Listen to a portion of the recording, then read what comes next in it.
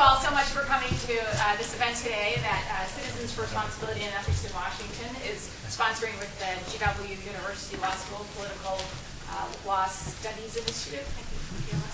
Yeah. Correct. So we're very grateful that the law school would host this, and we're particularly pleased to be working with Professor Spencer Overton on this, who all of you know is an expert on these issues, and he's kindly agreed to start us off today. And after he does that, I will introduce you to the rest of the panelists. So please, Spencer.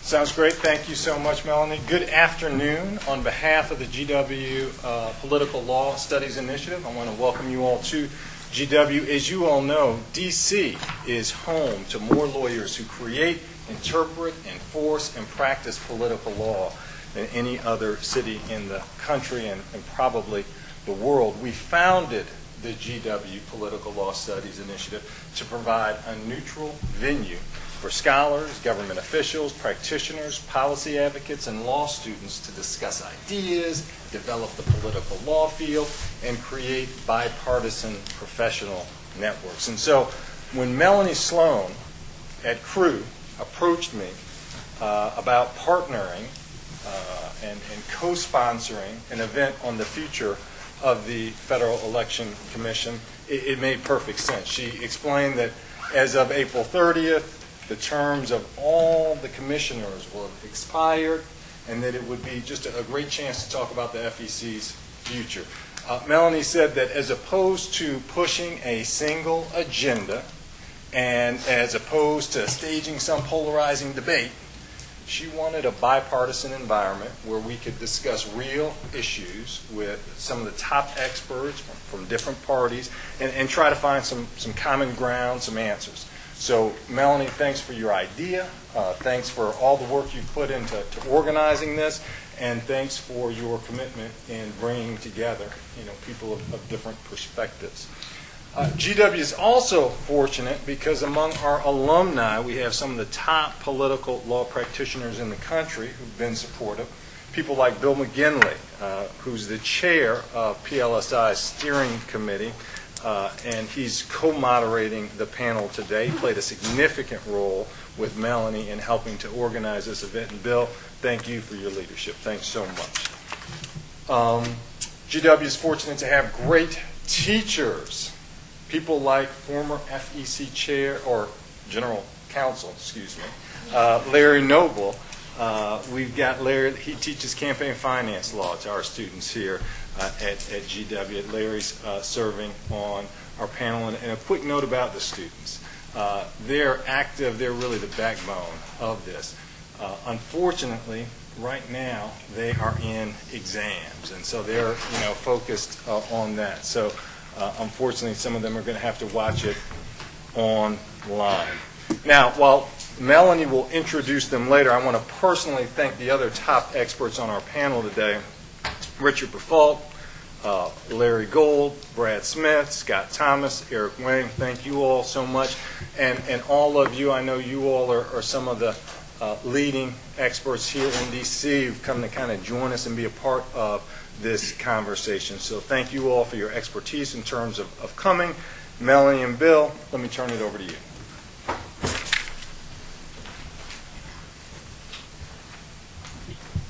I was just told that the video wouldn't hear me if I stayed there when I talked, so I'm moving over here just to introduce everybody.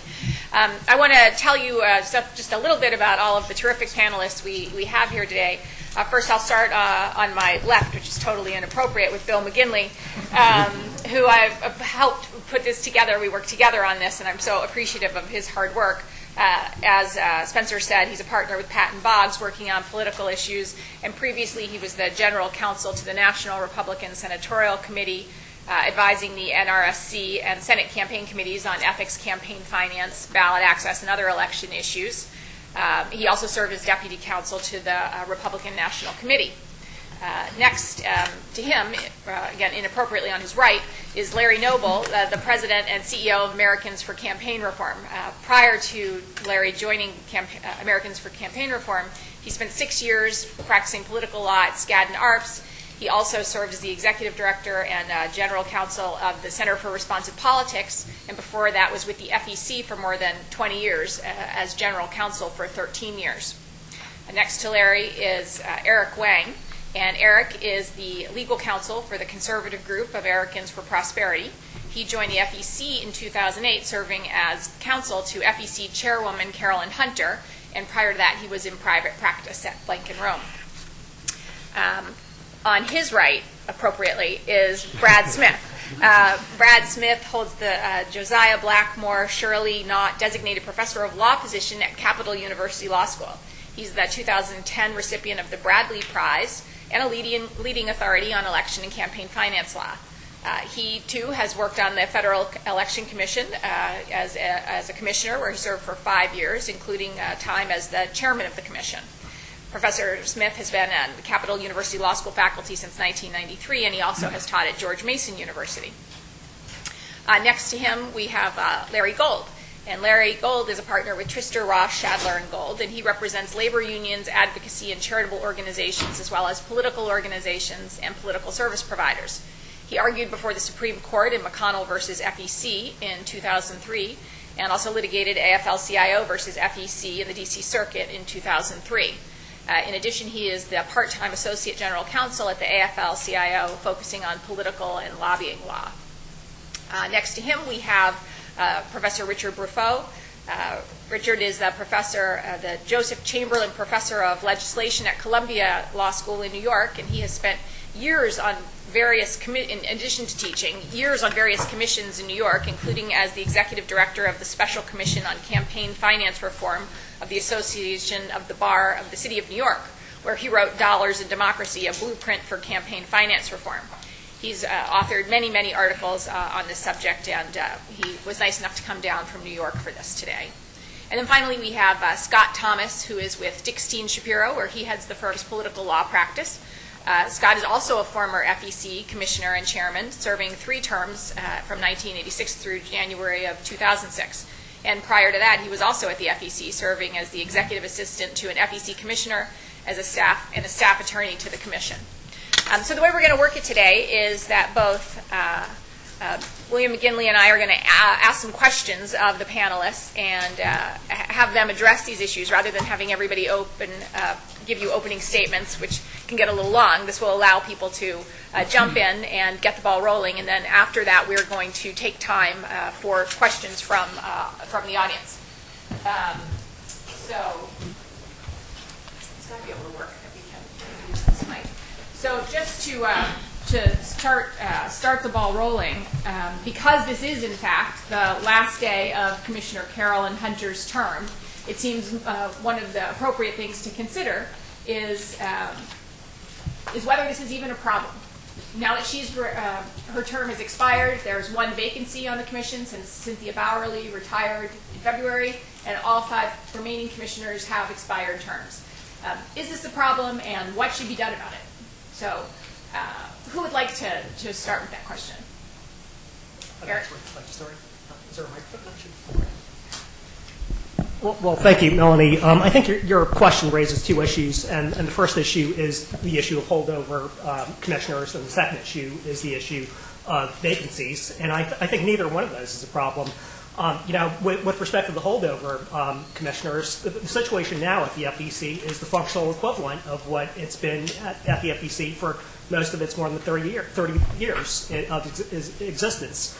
Before Congress amended the law to provide for the current single 6-year term for commissioners, commissioners could serve indefinitely, basically, if they were renominated. And so certain commissioners served for quite a long time, like Commissioner Thomas. And so the situation you have right now is essentially that the commissioners this is the way the Congress designed it. When they amended the statute, they specifically provided for the fact that if commissioners, if their replacements were not seated or nominated before their term ended, they could continue to serve until their replacements took office. With respect to the issue of vacancies, I think it really illustrates one of the virtues of the structure of the agency. And I know that's probably an issue we'll talk about more later on. But right now you have 3 Republican commissioners and 2 Democrats. And even with that lopsided composition on the commission, you don't have one party dominating over the other. You don't have one group of ideologically aligned commissioners dominating over the other, because it takes 4 votes. And in order for the 3 Republican commissioners to get anything done at the commission, they actually have to pick up 1 or 2 Democrat votes. And so the fact that we do have a 6-member commission, and the fact that it does take 4 commissioners to take any action at the agency, I think the virtue of that is illustrated by the vacancy right now, because you could have a lopsided commission, and it's still a bipartisan and a fair commission. Certainly someone's going to take issue with that. So, Larry. Here. Thank you, whether left or right. Yes, I probably disagree with that. As a practical matter, what Eric says is correct as to the administrative functioning of the agency, though I would note that at the time they put term limits in, it was such a big deal for those supporters of it, and I was not a supporter of it, because they felt it was very important to get commissioners off after 6 years and get fresh blood. And as soon as the supporters of it got the type of commission they wanted, which effectively wasn't doing anything, they decided that term limits really didn't matter. We'll just keep the commissioners where they are. But I think what's more important about it is almost symbolic. This is an enforcement agency. This is a law enforcement agency dealing with one of the most important issues we face, which is how we fund our campaigns. And the fact that this administration and Congress or Senate have not been able to deal with putting on commissioners to the commission, have not been willing to put up the fight, tells you a lot about how seriously they take the commission. And so if you believe in the laws and you believe in enforcement of the laws, even if you disagree about exactly how they should be enforced, then I think this should be very chilling in a sense that you can have the sham of an enforcement agency, but nothing be done to make it actually work. And it could work with commissioners and holdover. I agree with that. The holdover itself could work. But given the nature of the commission right now, and given how dysfunctional it is, and given the fact that 5 of the 6 sitting commissioners are now in holdover status and there's 1 vacancy, I think symbolically and practically it tells the public that there's a lack of concern about enforcement of the federal election laws. Both Larry Noble and Eric Wang have both raised the issue that at the time that the term limits were eliminated, there was a belief that the commission needed fresh blood, that they needed to have people who were coming in from the real world to serve on the commission.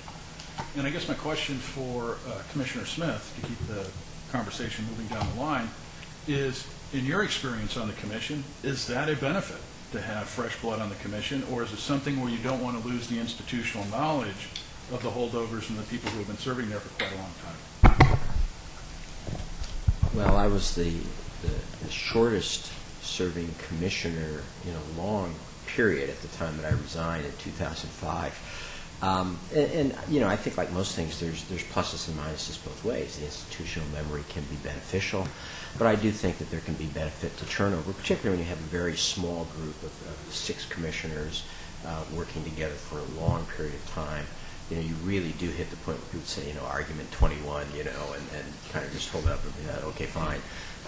And so I do think there can be some benefit. I think one of the things that I would actually take back to Larry is your complaint about is the problem really, you know, the vacancies and the idea that they're all on expired terms, or is it just that you don't like the people who are currently serving as commissioners and don't think they're doing a good job? Because I usually think that in the end, that's the real argument, that it's couched in this idea that somehow there's a mechanical failure of good government because the commissioners are all on expired terms. Of course, they have all the powers of commissioners. They can do everything they want.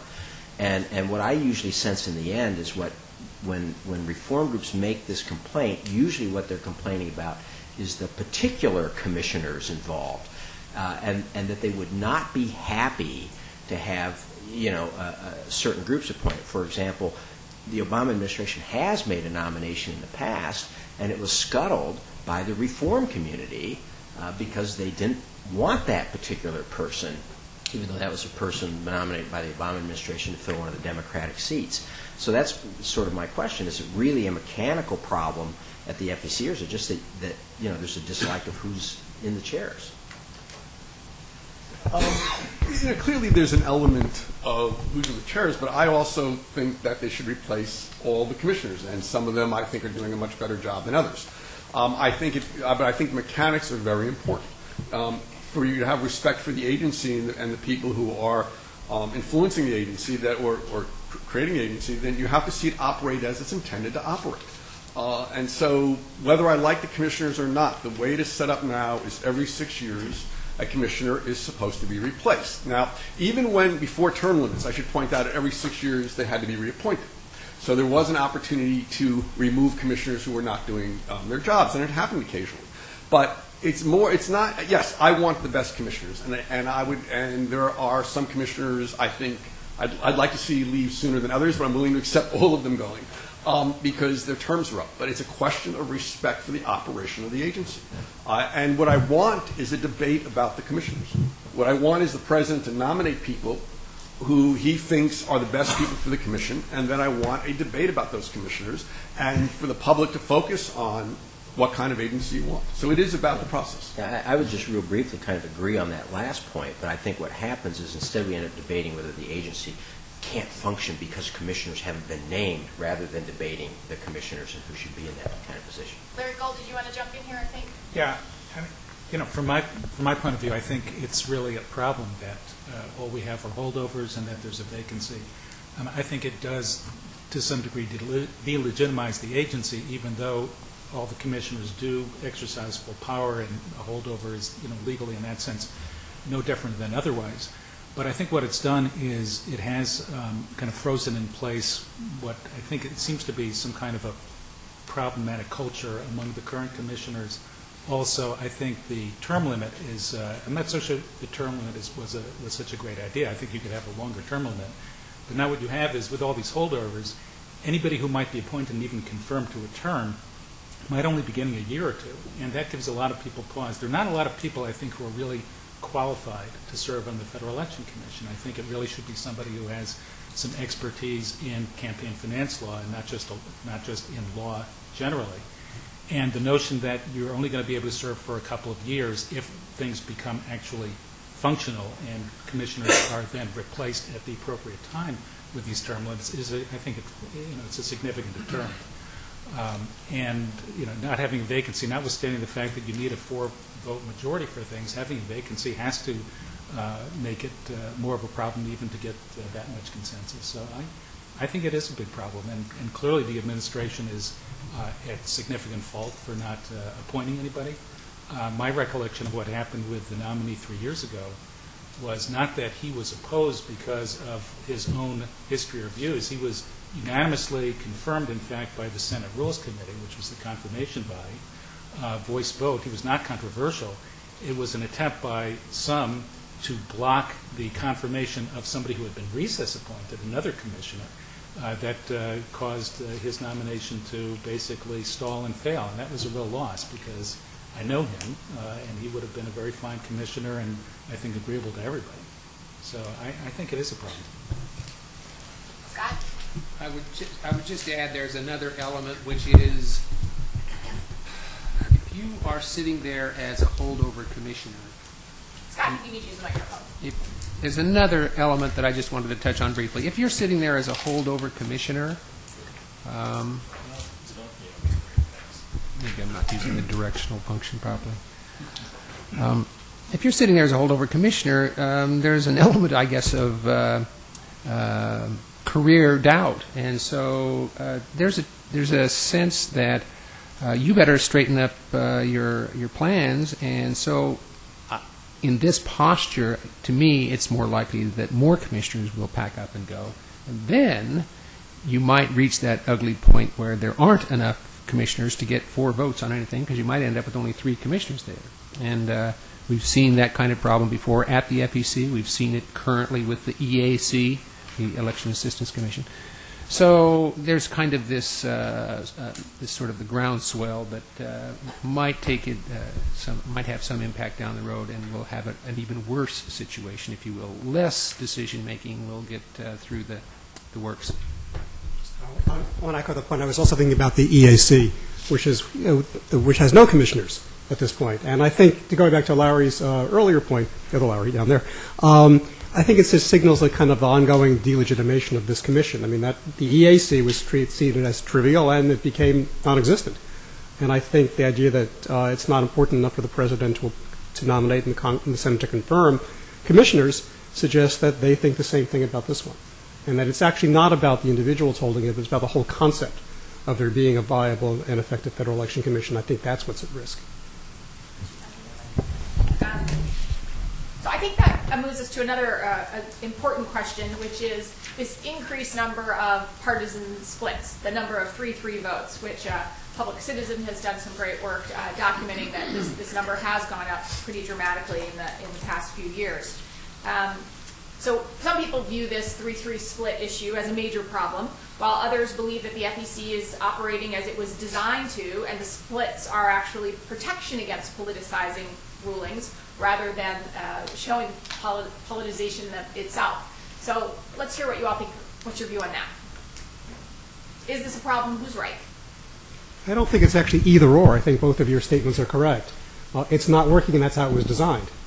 I think this is a fundamental problem for campaign finance bodies around the country and for election bodies around the country. Either they're designed to be decisive, so you get the one-person Secretary of State who runs elections in many states, or you create a collective body, which in this case, by being even, makes it very hard to do anything if there's any disagreement amongst the commissioners, as there may very well be on partisan or other lines. And it was designed that way. Whether that's a good idea or not is a separate question, but I think the two actually go together. This was designed to be non-decisive unless you could find things that cross party lines.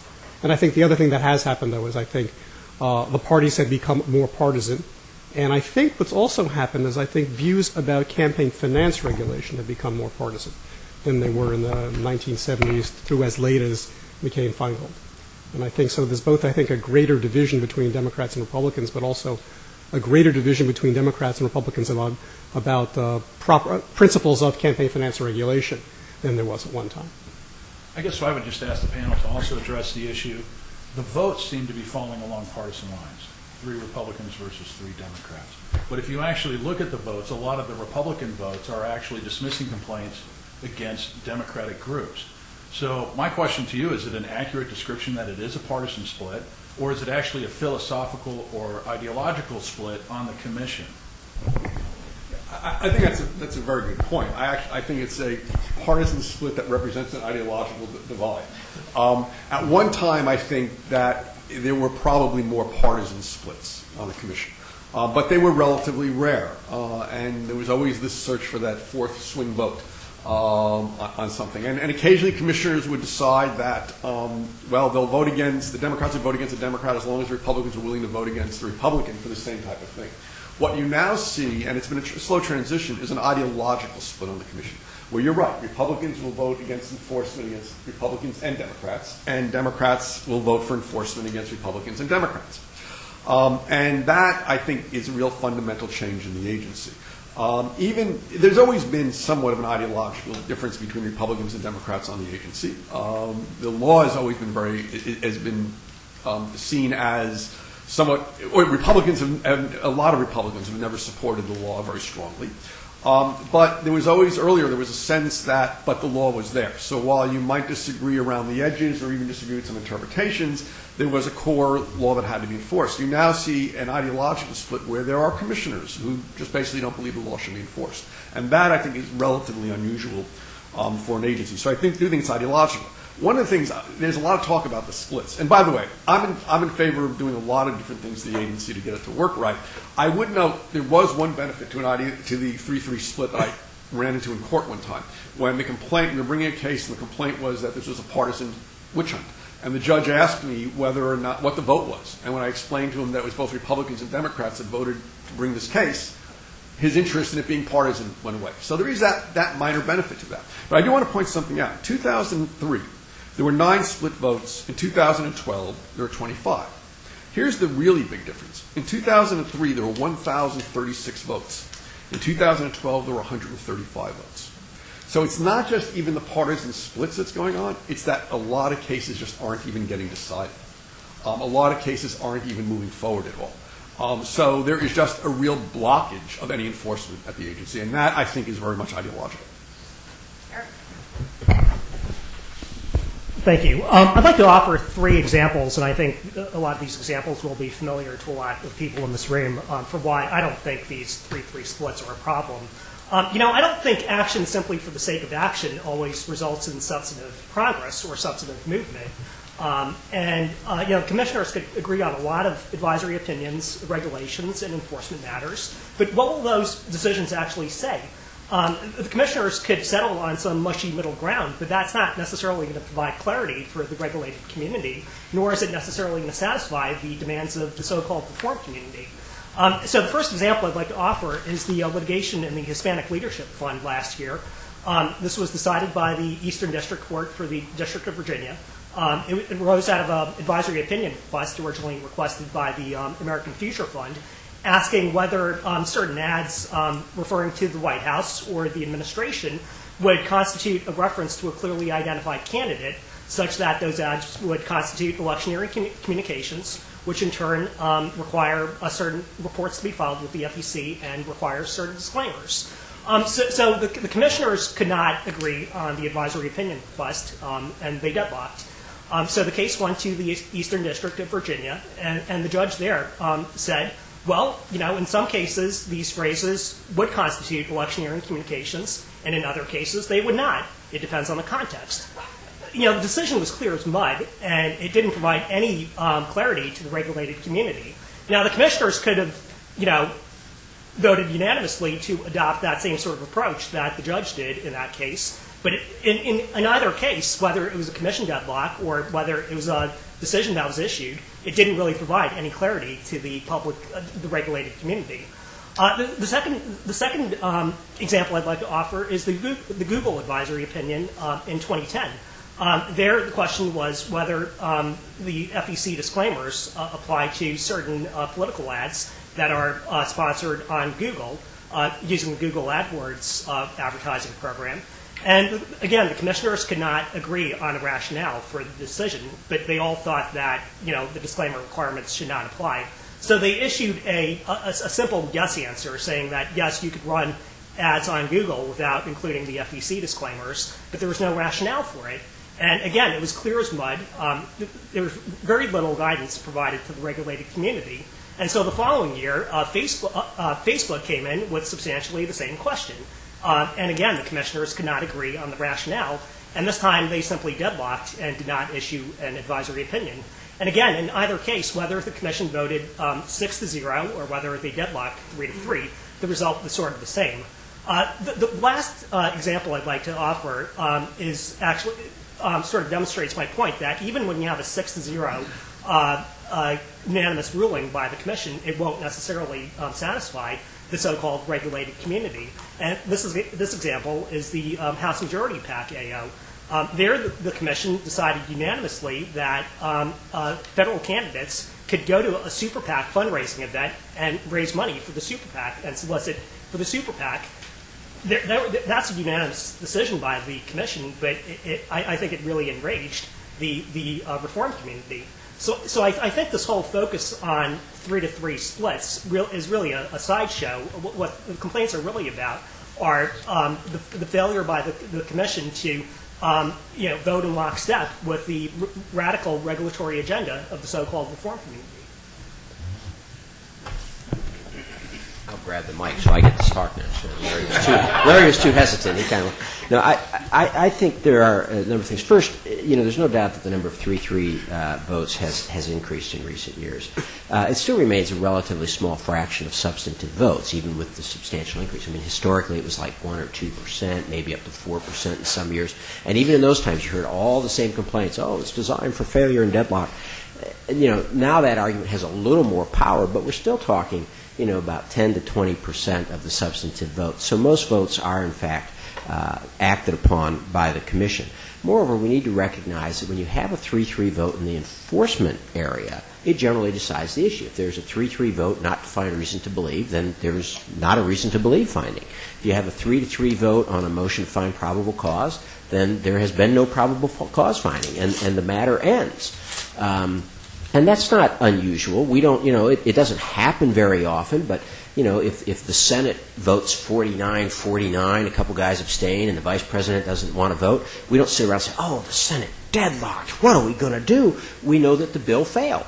Right? The bill didn't pass, and it's decisive, and it ends it. So I think we get again, a little carried away, and I think Eric's point is a good one, that a lot of the times people are kind of dressing up as mechanical problems what are really deeper divisions about what the law should say. And the reason is, I think, because it's easier to attack the mechanical problem and say, look, if you guys, all of our solutions are perfect. Everything we've done, FECA was great, McCain-Feingold was great, and the only problem is this enforcement agency here that Congress won't change because they want to protect themselves. It is a much easier argument to make than, boy, there are serious First Amendment concerns here, there are serious burdens of proof, there are serious doubts about what the law allows, what the statute means, and we've got to argue all these things out. I do think, as Larry Noble pointed out, the bipartisan nature is the first thing, in fact, that we often see people turn to whenever there's claims that the FEC is acting in a partisan fashion. It's always pointed out, no, got to have some level of bipartisan support. This truly is, as the computer guys used to always say, not a bug, it's a feature, right? And I think that, when we come to the type of system, to kind of piggyback off Richard's initial point, yeah, in certain ways, how the FEC designed is not ideal. It is, as Churchill said about democracy, the worst of all agency designs except any other anybody can think of. And when I see the proposals for a single administrator, or where you could have, as Eric pointed out, that 3-2 vote where one party is just overriding the other on something as sensitive as the electioneering matters, I think we really need to kind of pull back and recognize how complex this is. And so I think the problem is not really a structural issue. I do think that the increase in deadlocks, one quick final comment, does come because the commissioners have simply, for whatever reason, stopped working concretely with one another sometimes to find common ground. The Republican commissioners who have taken the brunt of much of this in the press actually have done quite well when these cases come to court. Their position has often been vindicated. But you just have things like they haven't even passed regulations to address the changes from Citizens United. And, as I see that, others might disagree, I see 3 commissioners who have insisted, the Democratic commissioners, that the regulation be far-reaching and bring in new things, whereas you have 3 commissioners, the Republicans, who have kind of said, let's do the minimum that needs to be required by Citizens United, which we can all agree on. So sometimes I think that blockage has come, and you can find cases, I'm sure, that go both ways, where the sides are not willing to say, let's do the minimum we can agree on. Folks are kind of holding out for that maximum. If I, just a very quick response to that, because and I will only speak for myself as somebody you would think in the reform camp. No, it's actually about, it's not about just the substance. It's about the inability to make any decisions. And I was in private practice for 6 years. The commission, Citizens United came down over 3 years ago. The commission, unless something's changed recently, has not even been able to agree on what questions it should ask to start a rulemaking. It has not even, I'm not talking about adopting final rules. It cannot even agree to open up the process to come up with regulations for Citizens United. Now, we all focus on the big issues of Citizens United, the issues having to do with independent expenditures, et cetera. Citizens United affected a lot of what corporations do on a day-to-day basis. And I can tell you from having been in private practice, it really affected the answers we gave. Too often I had to say to clients, and clients don't like it when they're paying a lot of money, I don't know. That seems logical, but I don't know because the commission will not answer the questions. That's a dysfunctional system. As far as the 3-3 splits go on cases where I might not like the resolution, frankly, at this point, I'd rather have the case go against what I want, and then we can fight it out, rather than the stalemate that you're just not doing anything. You just cannot agree on anything. So I think that is wrong. It is right now about a totally dysfunctional agency. And then, it's not a bug, it's a feature. The system's crashed. It just doesn't work. It doesn't boot up anymore. I mean, it doesn't respond to anything anymore. We've unplugged it, plugged it back in. It doesn't. So it's not a bug. It is a total system crash, and something has to be done about it. Well, Larry, I think you overstated.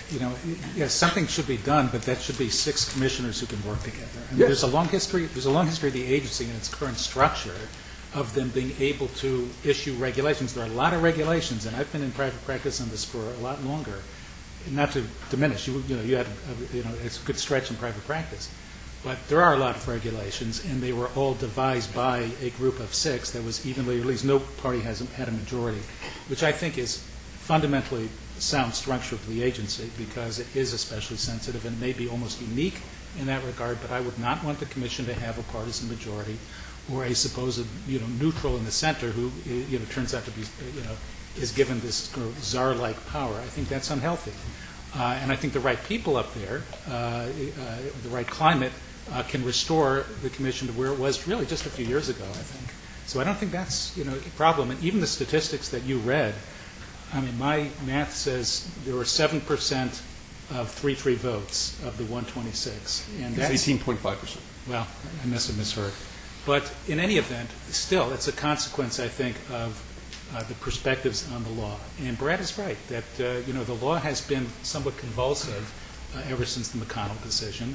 And a lot of those who oppose what the commission is doing and complain about votes they take or decisions that they make are, a lot of it are complaints about what they wish the law were and what the law would be if they were in charge, but the Supreme Court's in charge.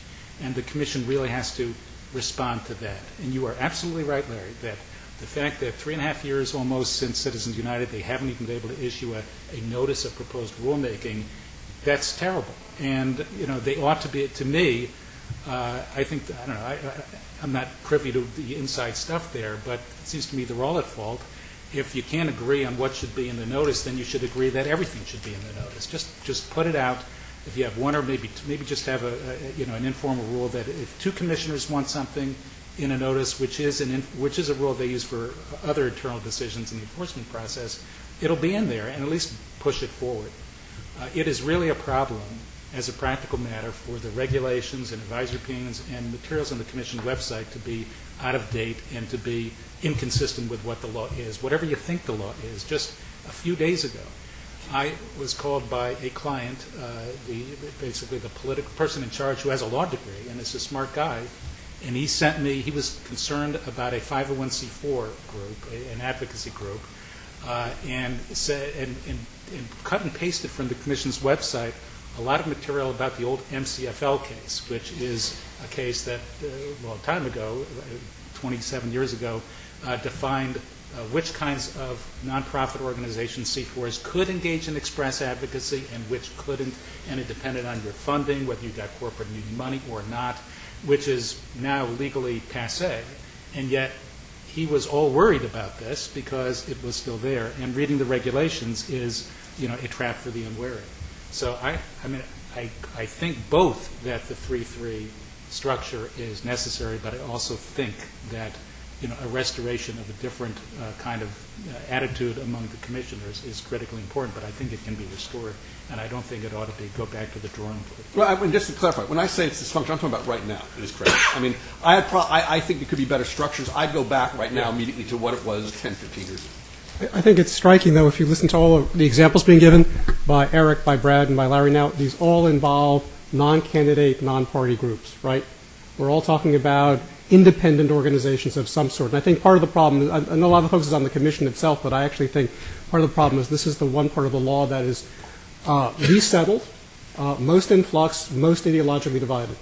And I think, in some sense, I think the commission is not the problem, it's the symptom.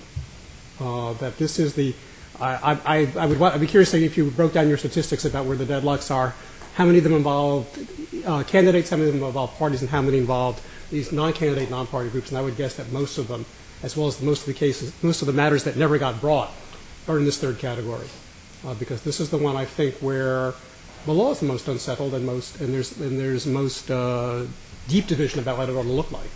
And I'm not sure that even a harmonious commission could solve these problems. A number of these deal with how candidates deal with these groups. Well, that's the same thing. How with the relation that to me is very closely connected with the problem of the independent groups and how do you define the relationship. Actually, I do have a good example of one case that did involve a candidate that seemed so particularly crazy to me that seemed that the commission couldn't agree on. There was a candidate, Alvin Green, who was the candidate for U.S. Senate, and there were a lot of issues about his candidacy, but he ended up being the Democratic nominee for U.S. Senate in South Carolina. And he didn't file a single piece of paper with the FEC, not a single report, nothing at all. And the commission and crew filed a complaint about this, and ultimately the commission could not agree to send Mr. Green a letter cautioning him that in the future you have to file reports. They couldn't even agree on a cautionary letter. That's for a major party candidate, whatever you may think of him. That seems pretty crazy. Scott? One dynamic that you hear coming from commissioners these days is it's kind of more of a lawyerly approach to things. Complainants ought to meet a higher legal standard in terms of what they show the agency and in what the agency needs in order to launch a government investigation. You see a little bit more of that kind of motion to dismiss for failure to state a claim kind of analysis at the agency these days. And it's not so much, it probably ties into this philosophical divide we talked about, but it's also kind of it's almost like a court-like approach to the complaint process. That's interesting to me. And there's also a reluctance to basically be tough on people, be nasty with people in terms of penalties, if all they're doing is participating in the political process. And so you see that vein coming out in statements of reasons and so on. And you see that working out in terms of cases being dismissed with no civil penalty or not even moved over to the alternative dispute resolution process where things are handled in a fairly gentle way anyway. So I just wanted to throw that out. I mean, there are some elements that aren't necessarily big picture in terms of the way the law has shaken out or in terms of the big issues about what is coordination, what's express advocacy.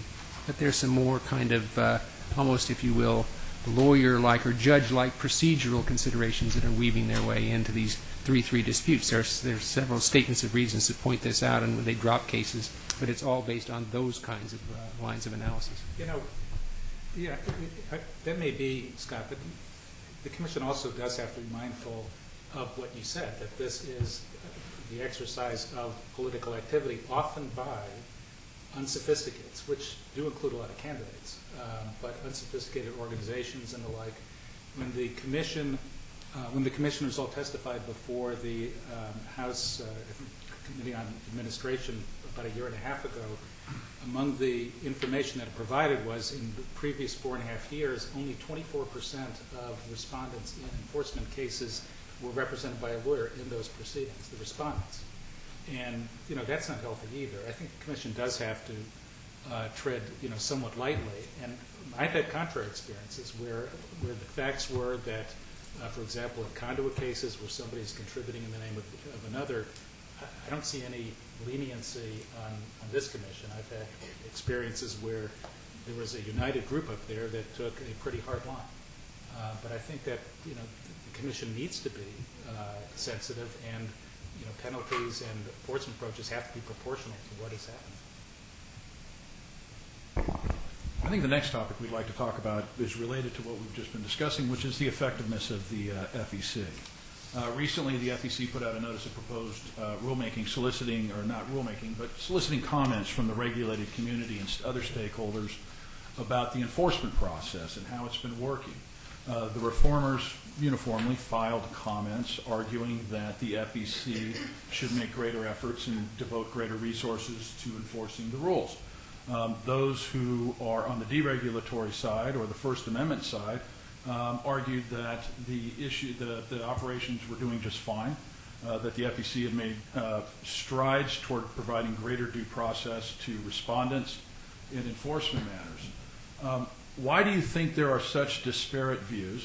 And in answering your questions, I'm hoping that you'll take into consideration a couple of factors. Number one, do these polarized views of the enforcement process sow confusion in the regulated community? Number two, I'd like you to comment, particularly in the enforcement context, on some of the complaints that may be filed arguing what the complainant believes the law should be, as opposed to what it is currently in light of a lot of the court decisions that have been handed down.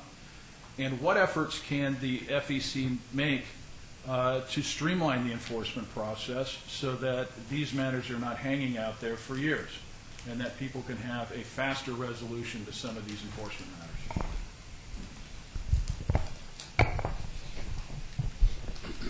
Thank you. Bill, I think you raised a whole slew of questions. I'll attempt to start off by just addressing one of those, which is why are there such disparate views about the enforcement process? And, I question whether a lot of the critics actually have actually worked on a political campaign, whether they've worked for a party committee or whether they've worked for a PAC.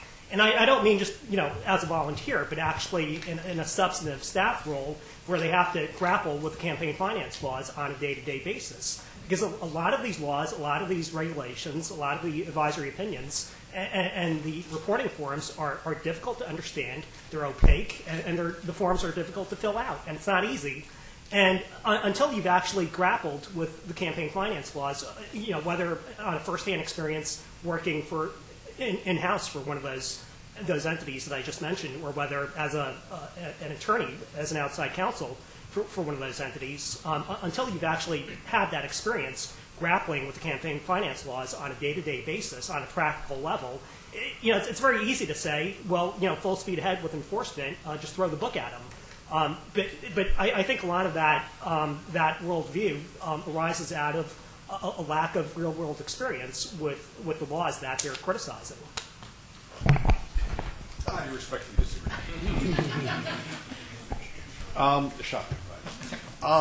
First of all, yes, if you are dealing with a small campaign where inexperienced people, the FEC has gone easy on those people. In fact, the FEC has internal thresholds if they don't even go after certain people.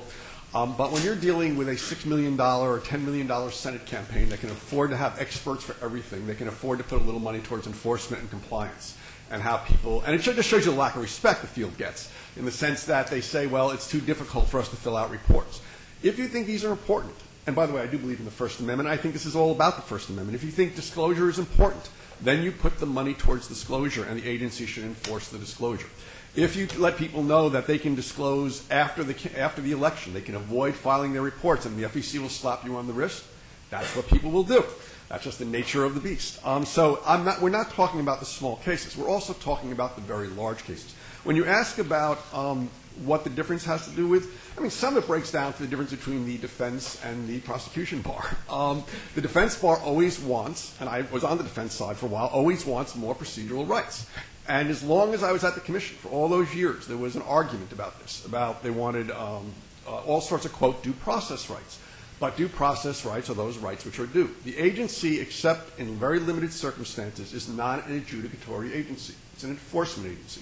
What that means is that what it does at the end of the day is decide whether it can settle a matter or bring it to court and start de novo, start all over again from scratch to prove its case. It's not as if the agency can adjudicate. And one of my positions was, fine, if you want to give full due process rights to the respondent in a case, the person being investigated, then give the agency adjudication rights. Give it the ability to actually assess a fine, actually find a violation. That would also speed the process up.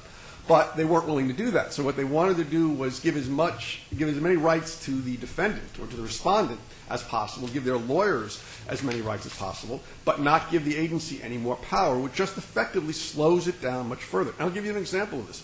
And I think there's probably some benefit to this, but the agency decided to allow lawyers to testify at probable cause to believe hearings. Now, these are the hearings where the commission decides after an investigation, so this assumes there's been an investigation, after an investigation whether to go forward with the case. And traditionally, historically, by statute, the respondent did not have a right to be at those hearings. It was more in the nature of a civil grand jury. The commission decided to allow the lawyers there. But what's critical about that is they decided they would allow the lawyers to be there. There were no witnesses could be called. The lawyers would testify, so to speak, but not under oath, would testify as to what actually happened. And also it does something else. You're very concerned about the average person. The only people it helps are those who can afford Washington lawyers. So the system is very much rigged towards those who can afford the lawyers, those who are the big players. Those are the ones who get the benefit of it. So it is not about disagreeing with the results. It's about a process. It's about, again, respect for the law and treat it as an enforcement agency. Decide the kind of agency it is and then proceed. But frankly, the agency from the very beginning, and it's no surprise because it was designed by the people it regulates, was designed to really to err on the side of, for whatever reason, to err on the side of protecting members of Congress, protecting those people. And it does it very well. Throw out one other one. Who's responsible for most violations? The treasurer. not the candidate. If I could comment a bit on that, I mean, I think that there's some points here. Going way back, I mean, the ABA had a committee that studied the FEC way back in the early 80s and that grilled the FEC for its lack of routine due process. And Larry makes the point, which is legally and technically correct, that the FEC doesn't have, in most cases, adjudicatory power, and therefore less process would be due. They have to renew a case in court, and there you get your full panoply of due process protections.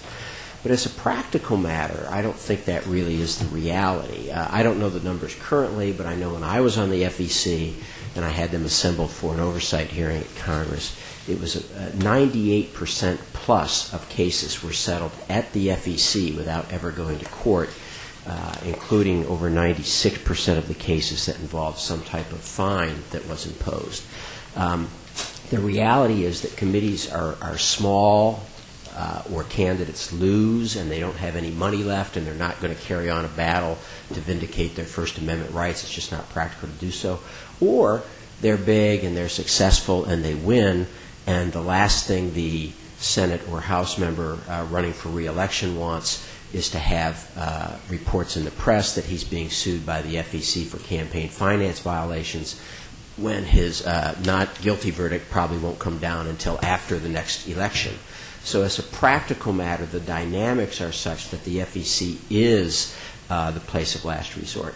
And the FEC itself is a puzzling agency in this way, but if you look back to its original finding, much of it is built, and there was a lot of compromising in Congress, much of it is built around the idea of the agency as sort of a model of the, or using as a model of the sort of House or Senate Ethics Committee approach. That is, the statute specifically provides for efforts to find reconciliation or mediation or agreement within the agency on a fine. It has a somewhat unusual statutory provision that prohibits public discussion of the goings-on at the agency in terms of enforcement matters. So a lot of these things are aimed, the whole 3-3 divide, the fact that it originally included, until the court said it couldn't do this, but it originally included members of the House and Senate on the agency. All of this suggests that it was viewed, at least by many members of Congress, and this became the compromise position, as sort of a super House ethics agency in its approach. And I think that really needs to be considered if you want to talk from a realistic standpoint. When in 2004, 2003, and 2004, the FEC first implemented a number of due process protections that it had not previously had, and it has now added others, it did not increase the time it took to get cases to resolution. In fact, the cases getting to resolution, the time decreased dramatically. The number of cases the FEC was dismissing without action because of time constraints decreased dramatically, and the amount of fines collected went up substantially. And I think that all of that came about simply because, I know from my time as a defense lawyer, and the time you really dig in your heels and you really fight it out is when you feel like you're not being treated fairly, like you don't know what evidence is being presented against you at a probable cause hearing or anything else. That's when you resist all the time with everything you've got. And so providing this added sense of fairness, I think, actually worked quite effectively for the agency. To the extent that that may have declined, the penalties have plummeted in the last few years and so on. I think I'd go back again to the point that I've made and others have made, that I think you have disagreements among the Commission as to where the law actually is, more than the idea that the process is a problem. And I think, final comment on this issue, I think from the reform standpoint, the real argument is not what the Commission's doing, it's what they wish were illegal and either is not because Congress hasn't made it illegal or because the courts have said you can't make that illegal under the First Amendment. The fact is there are really few intentional violations of the Federal Election Campaign Act. Most of them are inadvertent, done in the heat of a campaign or often by inexperienced people. Very few of them have much of anything to do with corruption. And the FEC doesn't really have much power to limit the amount of money in politics or, limit independent expenditures or, get into coordination standards that would be overreaching. The court has a couple times, courts have struck them, slapped them back on that. So I think sometimes, again, the FEC is is carrying the brunt of the blame, saying it's ineffective, when the problem is it's perfectly effective. The law just doesn't make illegal what some people would like to have be illegal. Yeah, I like the due process that's the Commission has added in the last 10 years. I think it's healthy for both the Commission and those who are subject to complaints. You asked, what is animating kind of the split that we saw in the comments that were filed with the Commission last week. I think it's fair to say that generally those who are urging it to take a more proactive enforcement approach and to not provide certain information at different stages in the proceeding are frustrated with the fact that the Commission only does have so much power, and they would like it to be aggressive not only for the particular respondents in a particular case who are less likely to fare well, but also as a deterrent to others in the system who may never be involved in a Commission proceeding. But one thing that's common about the changes in the internal procedures, whether it's audit or the probable cause stage and the like, is that more information is provided to respondents about what the Commission is considering and what the General Counsel's theories are. And I think that's only fair, and I think that's helpful. And even though Larry, I think is correct that it is the bigger actors who are more likely to have lawyers, as I just said the statistic, the bigger actors, relatively bigger actors, are entitled to due process in the system. And they are entitled to not be sued by the Commission or not have to settle at some unreasonable level if, in fact, what they did doesn't warrant it. And the fact that you get more information, you get an opportunity to appear for commissioners to argue an audit, perhaps, or to even in an open proceeding to talk about your advisory opinion request or a probable cause, that enables you to have some engagement with the commissioners, and also, I think, is a deterrent for perhaps some internal overreaching at the Commission itself within the Office of General Counsel, which otherwise is acting, is acting kind of multiple roles. Before, I used to feel I was really on the outside. I didn't know what was happening. The entity within the Commission that was investigating my client was also then turning around and presenting all sorts of arguments to the Commission that I didn't find out until the Commission took action. And I didn't think that was fair. And I think it's helpful to the Commission itself in making its judgments to have the opportunity to hear and to have that engagement. So I think it's better for everybody. And if Brad's the statistics are right that it isn't causing some tremendous elongation of the process or the ability to close cases, all the better. But even if it caused some, it might be a net benefit. I have strong views on this, but I was actually sort of amused by the phrase "the regulated community" that several people have used. It strikes me this is not about the regulated community; it's about what Spencer was talking about, the opening, Washington lawyers. It would seem to me that the principal beneficiary of these rules would be the opportunity for Washington lawyers to participate in these proceedings more and bill more. And it's maybe a cynical perspective, but it does seem as though here, in this case, due process is I shouldn't say the full employment bill for Washington lawyers because they're already fully employed, but maybe even more so. And maybe this is more of a hiring of GW graduates because it keeps more lawyers in the pipeline. But it does strike me that the regulated community is a funny term. The real community is the community of lawyers who's handling this, and they must be an important player in this. I was just going to add a little historical perspective. I mean, when the agency was set up, I think Larry alluded to this, it was designed as an investigative agency, not an adjudicative agency. And in the early days, there was some effort to basically move cases by calling people up on the phone and trying to gather information over the phone. And they tried to move reports recommending whether to find reason to believe to the commissioners within weeks, sometimes just days, and obviously things have changed quite a bit. Now it has sort of become, even though it's not by name an adjudicative process, it certainly takes on all of those appearances now. And I'm fascinated. I don't recall those statistics that Brad cited that when the procedural protections were added, that the speeding up of cases actually took place.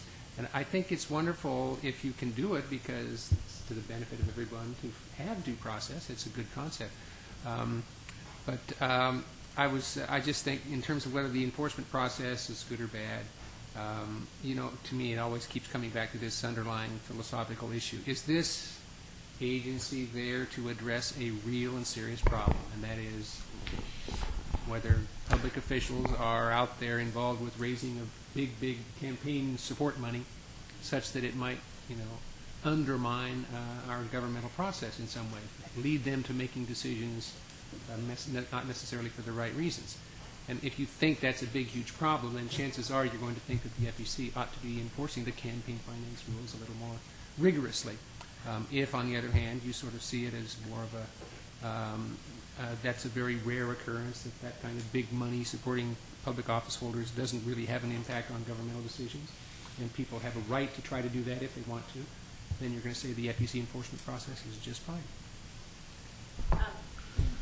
Well, listening to many of you, you would think that the FEC was just working wonderfully. And I think that is not a view that is commonly held, certainly not by the reform community. And I think the few Americans who know what the FEC is and follow it would also probably not think that everything is going so beautifully. I mean, there clearly are other things the FEC could be doing that it's not doing that are within the law. For example, mandating more disclosure. And so to this end, there have been suggestions on how to change the agency and if the agency should be changed. Democracy 21 task force several years ago recommended replacing the FEC's 6-member commission structure with a single administrator. Senators McCain and Feingold and Representatives Shea and Meehan incorporated that into a piece of legislation and added 2 administrators, one from each party, to run the commission. Former Commissioner Trevor Potter has suggested establishing a bipartisan advisory panel of distinguished individuals to recommend qualified nominees for each available seat and then have the president choose his nominees from this list. What do you think about these ideas? Does the FEC and or the nomination process, since you don't think, some of you particularly, that it requires any structural change, could some kind of structural change be beneficial? Could it improve the process, especially when we haven't had a slate of nominees for quite some time?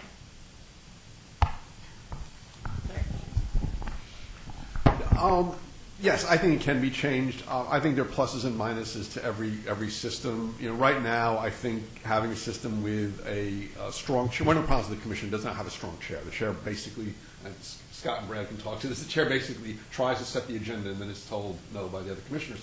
But that's pretty much it. But I think you could have a strong chair. I think you could have an odd number. One of the models would have the chair serving a 10-year term modeled on the FBI director, try to take it out of the political process. But I think the agency is so far away from being an effective law enforcement agency that that almost anything would make it better. I do agree. I think Larry Gold has said this, that at the end of the day, it's going to come down to the quality of the commissioners you appoint. That even a 6-member 3-3 commission could work if all 6 commissioners, and they could disagree on a lot of things, but believed they were there to enforce the law and believed in the law. And yes, there are First Amendment concerns, but as I said, there are also First Amendment concerns on the other side about your First Amendment right to know certain things. There's also law enforcement concerns. There's a concern about the fundamental nature of democracy.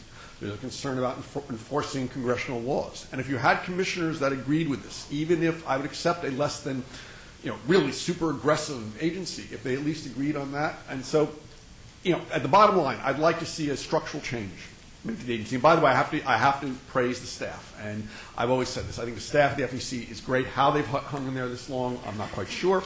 But they're great, and they're very professional staff. They really are, and they really do their best. I think but I would go for a structural change of the commission. But at the end of the day, the president's going to have to appoint, and the Senate's going to have to agree to people who agree with the law. They can disagree on a lot of little issues, or even some big issues, but fundamentally they have to agree on the law. Well, I'd like to address just some of the ideas that Melanie and Larry have thrown out. One is starting with the advisory panel. I'm not necessarily opposed to having an advisory panel for nominations, but I don't think that the Senate and the President should be forced to choose only from the list of nominees that the advisory panel produces. I think a lot of times with the nominations process in general, that a lot of these advisory panels, like, for example, the American Bar Association recommendations on judicial nominations, they're suspected of having an ideological bent to them. So I think the Senate and the President should be free to consider the views of an advisory panel, but they should be free to consider the views of everyone when they choose nominees for the FEC. And I'll just incorporate by reference what I stated at the beginning in terms of the virtues of the current commission structure. As you see now, when you have a lopsided commission, when you have holdover commissions, the current structure of the commission is actually designed to accommodate for those problems, or so-called problems. In terms of having a stronger chair, I think that just goes against the idea of having a bipartisan commission, as well as Larry's idea of having an odd number of commissioners. I mean, who would the chair be? The chair would necessarily, even if you stuck with the current model of a 6-member commission, the chair is necessarily going to have to be either Democrat or Republican, presumably. And I don't think any one person is perfectly impartial, is perfectly wise, or is perfectly fair. And I think that entrusting additional powers to the chair of the FEC, which is supposed to be a bipartisan commission, would just go against the very nature of what the commission is designed to do, which is to prevent any one party, not only to enforce the laws and, of course, to interpret them and to administer them, but also to ensure that that's done in an impartial way so that no one party has a domination over the other through the election laws. So I think those are quite frankly terrible ideas. If I want a quick response, because you're obviously much younger than I am, but you're far more cynical. I actually think there are people out there who can rise above politics. There are people out there, even though they may have had they may have a knowledge of politics, they may have actually been former members, whatever. They actually are capable of rising above politics and making a decision because it's right. Not everybody makes decisions totally on a political, Democratic, Republican basis. I want to talk about I'll call it a nominating commission for a second rather than an advisory commission. On the one hand, obviously, you couldn't bind the president to pick the people. That would be unconstitutional. Secondly, I think you wouldn't want to have a commission which itself is too divorced from politics. But in other words, the idea of great nonpartisan notables out there, that group doesn't exist. But I think something along the lines of having the current party leaders who are actually picking the members anyway. It's not the president in theory is picking, but in fact the president's nominations are heavily determined by others. If you actually would have let's say the party leaders of of Congress and maybe the president, maybe national committees, create a recommending body, which the president wouldn't be locked into, but the idea that body wouldn't put forward a list of names unless some kind of supermajority in that group was able to put forward names. In other words, Republicans acceptable to Democrats, Democrats acceptable to Republicans. I mean, I think that would be the goal of a commission like that, not people who have no party tie at all, because I think that's never going to happen and maybe is not, and probably isn't desirable. But if you could actually have some intermediate body, which obviously wouldn't be binding because that would be unconstitutional, but might have some significance, might have some political significance. The president would be, certainly if the president nominated somebody who wasn't out of that group, that nominee is unlikely to get confirmed. Although, if you could actually have some intermediary body that picked by the leaders of Congress, and maybe the president as well, who would actually put forward names that were acceptable to some supermajority of that group, that might help. I think what we're hearing a lot of this panel is sort of the will-o'-the-wisp of partisan but less polarized. And maybe that might be one way of getting that. I think in the past I used to be more in favor of an odd-number commission because everything else in the world is, and including commissions that handle very important things like the SEC. But I do think that, and I was sort of struck by Brett's comments a few minutes ago about analogizing this to a Congressional Ethics Committee. I mean, maybe given the nature of much of what the commission does, not everything, much of what it was, if it is going to be odd number, maybe you need supermajorities. And if that's the case, you might as well stick with the current even number with an actual majority. There may be some things in the commission that you could actually see being done by a simple majority of 3-2 or 4-3. But it sounds like all the important things, we would be very nervous if they were done by on a party line 4-3 vote. So unless you're going to have a supermajority rule, in which case we might as well stick with what we have now, I think the key might be to come up, if there is a mechanism, and I'm not sure there is, but I think maybe where we want to think about is, are there mechanisms of getting, well, let's say partisans who are less partisan? And maybe the advisory commission is a way to do that. There may not be. I just try to be relatively brief. I mean, two things. I always think when I hear this, we want a single administrator. I always think, so the reformers want, President Bush to appoint Don McGahn to a 10-year term as the single administrator of the agency. I just don't think they do. I think they would flip out. And I think that's Catherine Harris is what we were thinking about. Okay. Maybe Ken Blackwell. These were the possibilities. That's the problem that you've got. And it's just kind of funny that if you were to go back, at least arguably, the two, there's often, it was about the time I was nominated, there was a lot of talk about we need former, retired judges, and I always envisioned like Ken Starr being nominated, or they say, or Scalia after he leaves the court, or they'd ask for academics and professors, and in a sense, the sort of, at least arguably, the least partisan commissioners ever appointed are sitting here. That is Commissioner Thomas and I. Neither of us had worked, as a party lawyer. Neither of us was a defeated ex-office holder. Neither of us had been a Senate staffer or something like that. And yet, probably, at least until the current batch of commissioners, we were the two most controversial commissioners on the different sides, or pretty close to it. It's lightning rods for opposition. So I just don't know that, when I hear these kind of approaches, well, if we just had this body that would nominate the right distinguished individuals and so on, I just think in the end there's no getting around the fact that it's going to be a body that's regulating partisan politics. And I do think, by the way, that Scott and I, we did manage to get regulations out. I mean, it can be done. And so maybe that just takes us back to the idea that, there's nothing mechanically wrong with the commissioners all serving expired terms now. The commission has full power. But maybe it would be good to make new appointments just because it's time to shake things up. Things get stale and so on. But I think this just shows that these are not simple dilemmas. And I will make one final other point. Like the idea of, the commission, why don't they mandate more disclosure that Melanie suggested? Well, it's not clear, first, that they have the legal authority to do that, at least not all of the things some people want. Secondly, it's not clear that they should. I mean, again, it's not fair to sit back and say, well, I would like the commission to do this, and it's not. Therefore, the commission is not functioning properly. No, maybe you just lost that political battle. That happens sometimes. Look, there's lots of things I would like the U.S. Senate to do, and I don't think that they're functioning improperly just because they don't do it. My side just doesn't have a majority there. So I think sometimes, again, we need to be cautious about, putting onto the commission what are simply our desires for what the policy ought to be. I mean, I've said that I think that the basic structure of 6 commissioners, no party having a majority, is the best of the available choices. I think Larry mentioned the notion of commissioners who believe in the law, and I think there's a fair dispute about what the law is, and that goes to a lot of it. Again, I think it is the nature of the commissioners can make 6 work and should make 6 work. I think Brad and Scott, when they were there, they clearly had different views on a lot of things, but I think people will agree that was largely a functioning commission, put out regulations and the like, came to consensus. It's not that they didn't disagree at times, but it worked, and that's really what we ought to aspire to.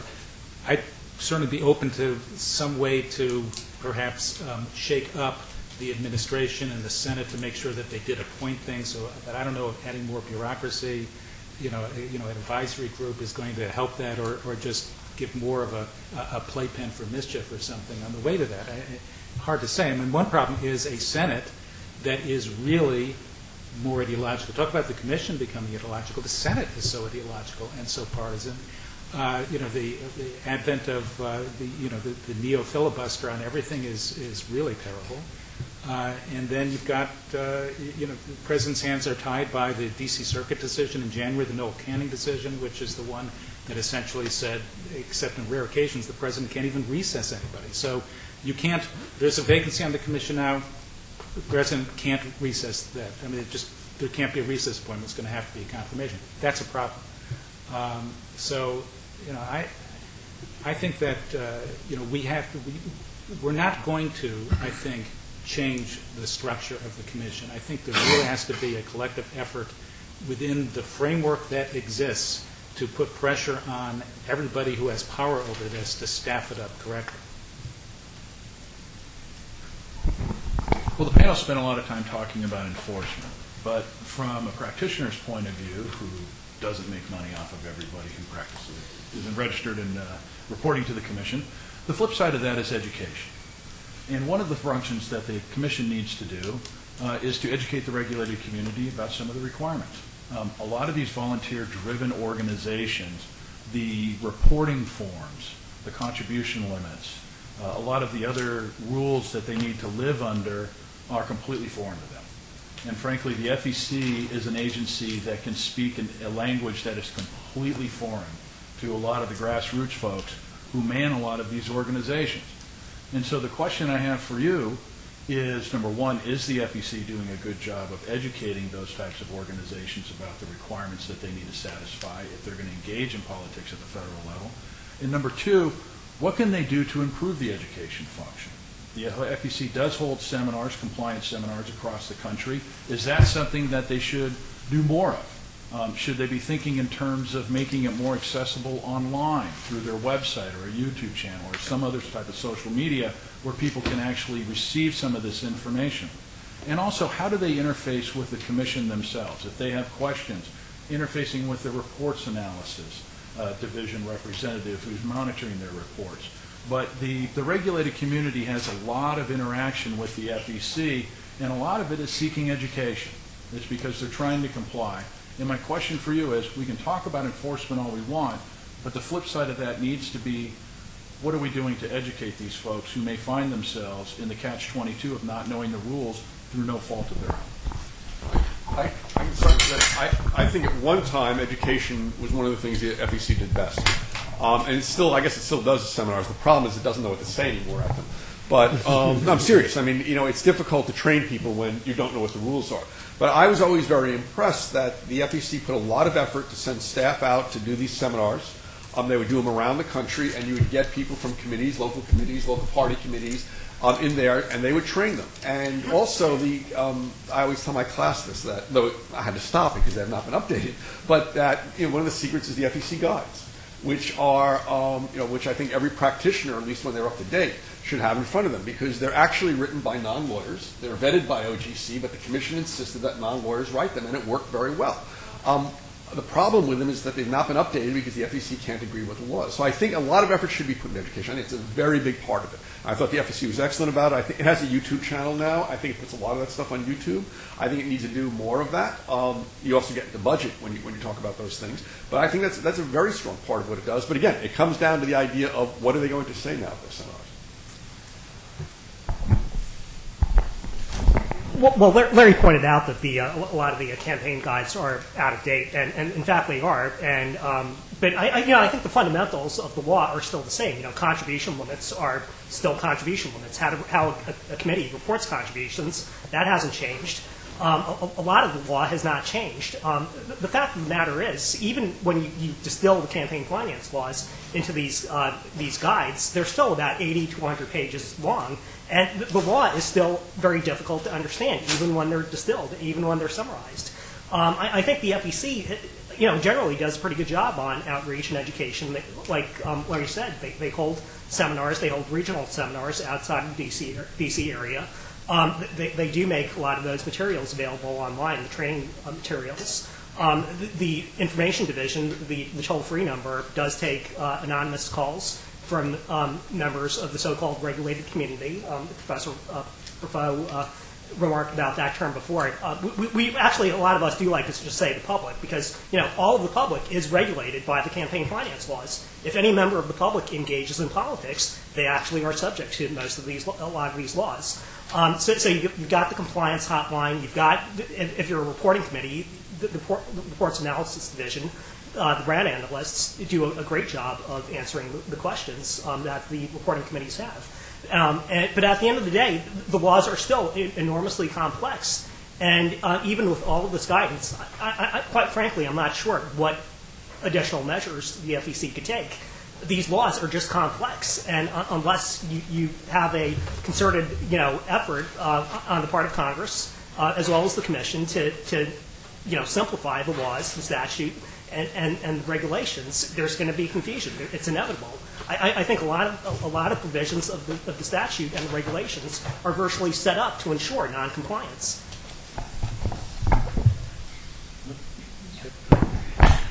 I think education is a real key function for the commission. I think it can improve, ought to improve. It ought to be really one of its primary missions. It really ought to be geared to, the people who are not represented by lawyers. It ought to have accessible materials, and it has a lot of it. It's done a lot. The website is way better than it was 10 years ago. Mentioned, there are videos. I think, Larry, I think you overstate the problem with some disagreements over the law or lack of clarity, which is largely the result of courts and a very dynamic judicial legal environment with a lot of important cases and changes over the last few years. But the commission does, put out very helpful things. There was an enforcement, the guidebook for complainants and respondents in the FEC enforcement process.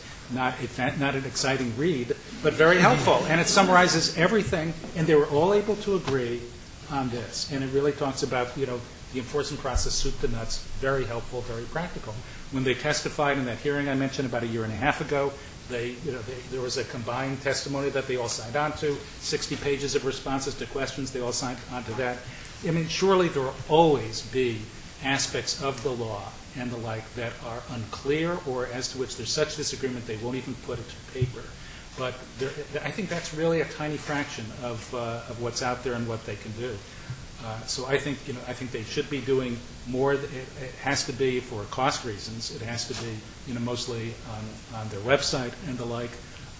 But I think that they've made a lot of improvements. And the best thing they could do is clean up things such as I mentioned earlier, where you've got guidance and the like on the website that talks about the MCFL case as if it still applies. And that if it confused that one person happened to call me, there were a lot of other people there who are saying that. And they've got to just revise the regulations at the very least to take into account, whether they like it or not, what the courts have done in the last few years. And that would be an education in itself. I would just want to add a final concept here. The reality is, you see when you're in private practice, is that there are lots of folks out there that just aren't getting that educational benefit, and I guess I should say thank God for that.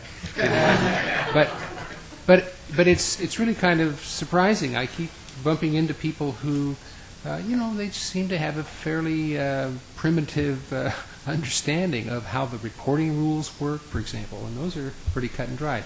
They have a pretty primitive understanding of how contribution limits work.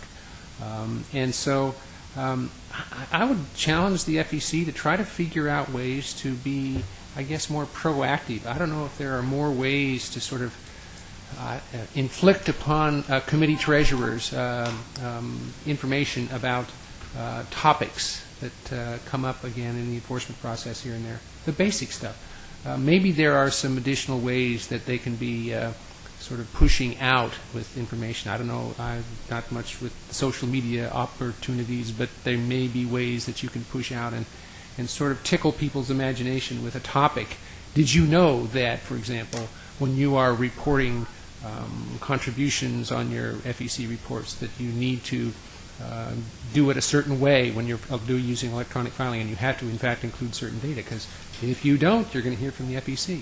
I mean, maybe there are some things that they could do there, but on balance, I'll echo, the information function at the FEC traditionally has been great, and Public Disclosure Office works great. I think they've done a great job of putting up the FEC data, and in terms of, given how it's sort of clunky coming in the door, in terms of the distinctions that are built into the law and so on, it still comes out fairly usable, and so I do want to compliment the agency on its current operations in that regard. One comment, again, maybe in partial defense of what was possibly a snide reference to the regulated community before, but it gets at this point. In some sense, there are two groups that we're talking about here, right? One is, I'll call the people I think of themselves, who probably think of themselves as the regulated community, which is the repeat players. All the incumbents, the major political parties and their national committees and their active committees in the House and the Senate, the major corporate union PACs and trade association PACs, super PACs, the large 501c4s and other organizations. I suspect when people use that phrase regulated community, that's who they're thinking of. My guess is that those groups are fairly sophisticated and are capable of taking care of themselves, or capable of acquiring the resources that enable them to take care of themselves. And although for them the issue is going to be the uncertainties in the law, And this because I think the law is changing or has changed, and things have not been resolved in light of major recent Supreme Court and other court decisions. So I think that's one set of issues that I think better outreach is probably not going to be useful for. The other pole, and this is obviously highly stereotyped, is going to be the first-time candidate from upstate New York or the Oklahoma Panhandle or someplace, somebody who's or the community-based organization, a grassroots organization not previously involved in national politics, but who's decided to get very involved in a particular congressional race. And that's a different set of problems. And I think it's hard to know who those people are in advance, hard to reach out to them. And I think it's a challenge to write and design newcomers, especially for groups that these are probably even a rarer subset of that, are people who are not previously involved in state and local politics. If they have been involved in state and local politics, they may not be familiar with the federal forms and rules, but they know that forms and rules exist because they had to deal with them at the state and local level. So there may be I'm not denying, and this group is probably numerically much bigger than the repeat players, but I think it's a group that's going to be, I wouldn't call it a regulated community because, and maybe the public is a closer way of thinking about it, because they're popping in and popping out, and the individuals are going to change as new candidates come and go and new grassroots groups get involved. So I think reaching that group provides a very distinct set of issues. Well, these have been some really helpful points to make, and I think that we have a lot of folks in the audience who work on these issues as well and might want to join the conversation. And do you have comments or questions you want to address with the panelists? Ken? I'm wondering if the situation at the FEC not being able to answer questions and especially in the enforcement area to move more aggressively on cases, whether that kind of opens a door for more pressure to be applied elsewhere to try and get results. I guess the thing I'm thinking of is specifically is the Securities and Exchange Commission, the effort to get the SEC to start writing rules about disclosure of political spending, which is something it's, I think, never done before, and there's never been anybody talking about that before, but all of a sudden there's a pretty strong movement to get them involved in this. And it seems to me that is probably resulting from the fact that the FEC is incapable, apparently, of writing those rules, and so you have people going elsewhere, and whether that then becomes a problem for those who say, well, everything's fine at the FEC, to say, well, maybe if the FEC worked better and was the traditional and correct place to go to for this stuff, that would, you wouldn't have this going on at these other agencies, a more kind of unpredictable political situation and pressure. I don't think that example really holds. And I think what the SEC is being asked to do is to compel business corporations to disclose political spending beyond what the Federal Election Campaign Act already requires disclosure of. And the FEC just has no authority to go further and require that itself. I think that's just more part of the broader public debate over what should be disclosed and what should the rules be. And the SEC is a logical place to go for that kind of, to try to effectuate that kind of disclosure. And there's an argument over whether or not it should do that. I think it's a good idea, some kind of rule by the SEC, but I don't really think it has anything to do with whether people think the FEC is operating at the full extent of its powers or under the law now. You think the pressure would be there even if the FEC was acting aggressively or actively, efficiently? If somebody wants to require business corporations to disclose everything they send to a trade association, because that in turn may be used for some kind of political activity or lobbying, however described, then it doesn't matter if all commissioners agree on the most aggressive interpretation of the Federal Election Campaign Act and are enforcing it. So I don't know. I think it's more of a broader fight. I'm sure it's born to some degree of frustration by some who don't think the FEC can or is doing enough. But that in itself, it's not, these agencies do have different jurisdictions. But Ken, I do think you're right. I think some of this, I think Larry's right also. I mean, you're dealing with different circles. But I think if the FEC was more aggressive in certain areas, whether you think it should be or not, it would take some of the pressure. For example, with the IRS. I do think the IRS should do something about C4s, but let's be honest, the IRS is not a disclosure agency. The IRS can't force C4s to disclose. I think a lot of the frustration with the IRS now is because the FEC has been unable to define political committee and is letting a lot of organizations go that some believe should be reporting as political committees. Whether you agree with this or not, if those organizations were reporting as political committees, there'd be less pressure on the IRS to do anything. Same thing with the SEC. If the FEC had issued rules, whether you think it had jurisdiction or not, had issued rules that required these C4s to disclose the contributors who gave to them when the C4s did independent expenditures, and corporations were showing up on that, there'd be less pressure for the SEC to do something, even though they're covering slightly different areas. So I think, this goes back, by the way, to the 527s in 2000. The 527 disclosure, which are political organizations, is at the IRS. And the reason it's at the IRS, when I was at the FEC at the time, we thought it belonged at the FEC, is they didn't trust the FEC. They just thought the FEC wasn't going to do anything about it, so they put it with the IRS. The IRS is not a disclosure agency. There are, I think, a number of problems. First, I want to take a mild issue with a point that's been raised a couple times. I forget the exact phrase you used, Ken, in asking the question. But people think that the FEC is just working fine. I don't know any government agency that's working fine. I think we have this sort of false dichotomy. I think everybody agrees that there are things that the FEC could do better, and the real question, as I've understood it, and what I keep hearing is this idea that, well, there's some kind of unique problem at the FEC that frustrates, proper enforcement of the law, that because the commissioners are on temporary, on acting status, that they don't have the power to really enforce the law. I don't think these things are ideal, but I don't think that's accurate to say. The problems that some people are concerned about that the Reform Union has isn't because there are commissioners who are acting commissioners. It may be that it'd be better to go with term limits for the reason term limits were put in, but that's not having to do with active commissioners, that sort of thing. Anyway, pushing that kind of straw argument aside, on the particular question, I do think that clearly what you have going on is an effort to push through on a partisan level different types of political regulation. Just yesterday I can't remember the exact phrase or even the piece, but I remember it just struck me. I was reading an article and it talked about, will the SEC act on the campaign finance regulation? And I thought, that's an interesting idea. It sounds absurd on its face if you think about it in that respect, but that is really what's going on. People are frustrated by the 3-3 FEC situation. That is, as I've said, a feature, not a bug. And the people who are frustrated by that, who happen nowadays to control other parts of the executive branch, want precisely to use these other commissions on which they have a partisan majority to push through a partisan solution. If they do, I suspect that you will see a further decline in confidence in government and a further idea that the system is in fact rigged and being used for partisan purposes. And I think these are campaign finance rules in the guise of other rules, and I think that they do have the effect of contravening the Federal Election Campaign Act, which puts full civil authority with the FEC. I also agree that these agencies are not well equipped for this role. The IRS has for decades tried to avoid political policing. They've been abused by that, by both Republican and Democratic presidents from Franklin Roosevelt through Richard Nixon, and they have made in those years since a very tough effort to stay out of politics.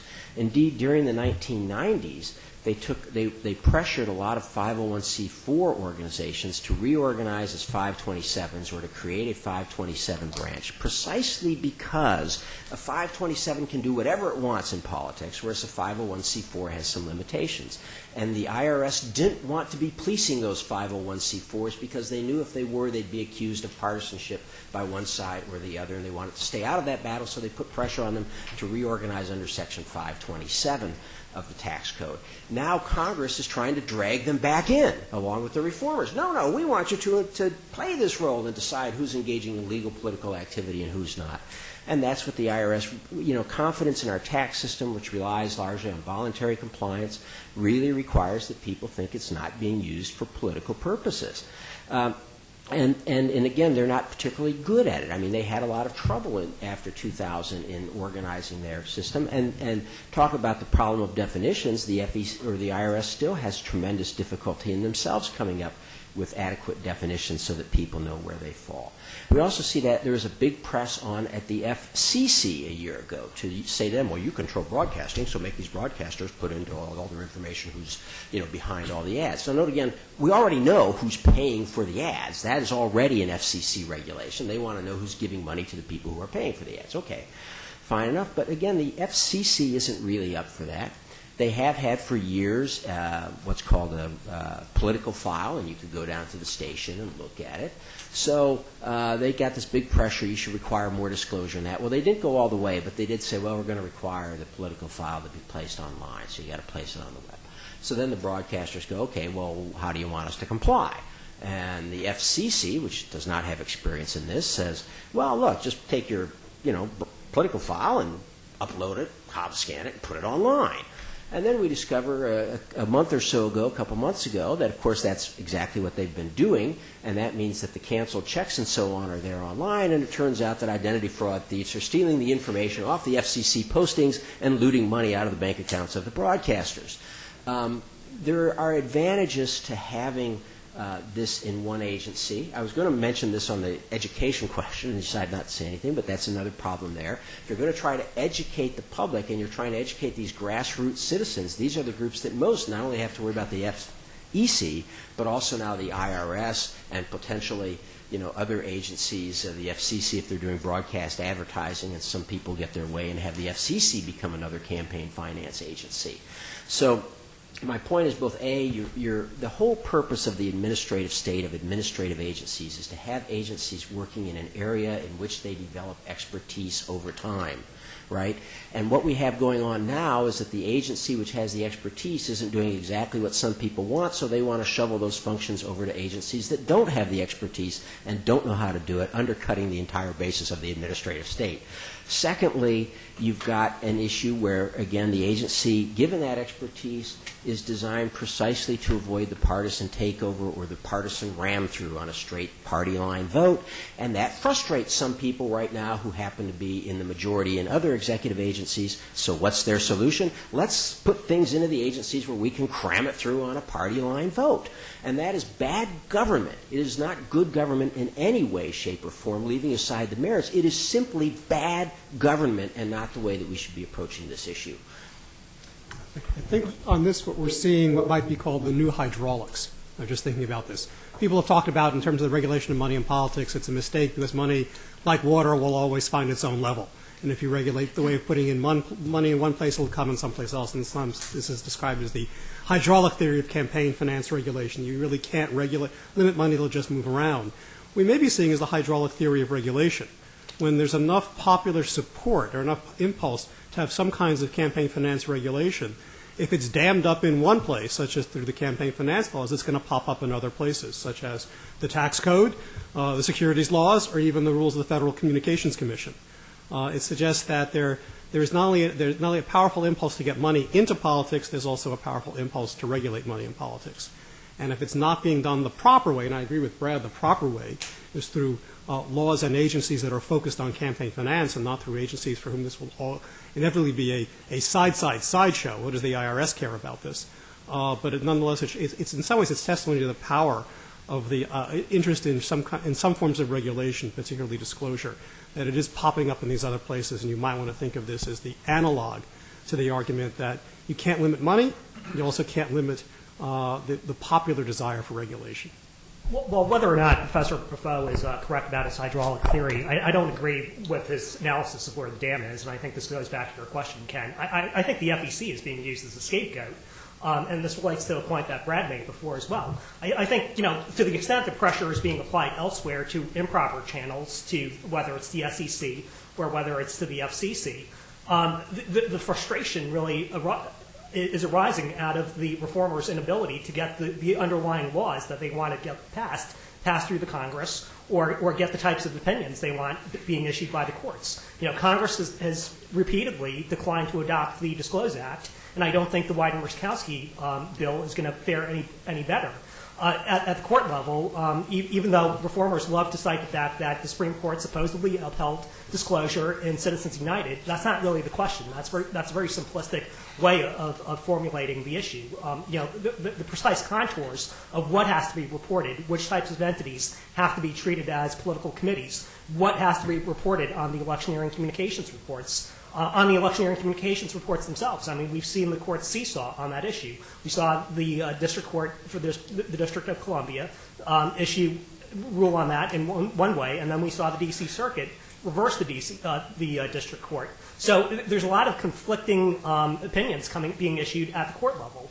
So the FEC is not acting as a result of the lack of a statutory mandate, and secondly, conflicting court decisions being issued.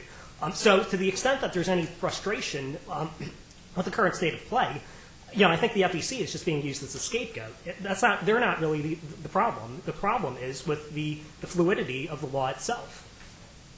Well, I want to be very respectful of everybody's time.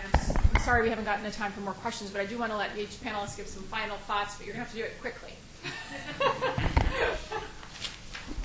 Okay. Well, first, in response to Brett and Eric, I have to say I've sat here for a while and heard you speculate what the reform community's motives are. And I would suggest that the motives of those who are in favor of what the FEC is doing is that they don't believe in the law. And that there's always been this ideological split that you'd actually prefer a law not to exist, or a law that Congress wrote not to exist, and therefore you prefer an agency that's dysfunctional. To say that an agency that's supposed to have 6 voting members who are sitting in one term, and by the way, the term limit was put in by the Republicans because they thought they wanted to get commissioners out who they thought had been there too long, and now that they've got commissioners they're happy with, they don't care about the term limit anymore. But that to say that that is the way it should work, no, that's not the way it should work. That's not the way the statute reads. But the bottom line on it is, I can say to you, you don't believe in the law, and therefore you're very happy that it actually is not working. As far as the SEC goes and the IRS goes, I agree with Professor Buffo that there is a hydraulics there. But at the same time, the SEC does have authority over corporate disclosure. It does have authority over disclosure that are in the shareholders' interests.